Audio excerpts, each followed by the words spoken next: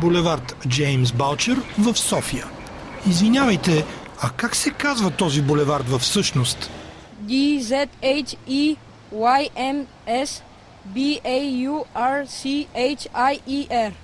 Изписването на името на булеварда е съобразено с наредба номер 3 за транслитерацията от 2006, изготвена и вдъхновена от екс-министър Николай Младенов. DZHEYMS Балчер. Не се пише така и тук, не трябва да има и. Но тази наредба не съобразява изписването с обикновените английски имена. Джеймс Балчер. Кореспондент на вестник Таймс на Балканите е Джеймс Дейвид Балчер, живял в София от 1892 до 1915.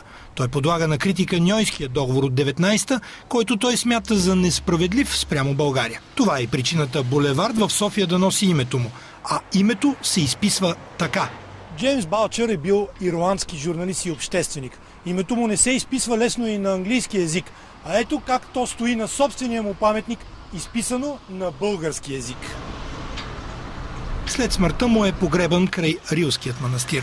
Чест оказана единствено на този чужденец в България, но с спелуването на името му явно още ще имаме проблеми.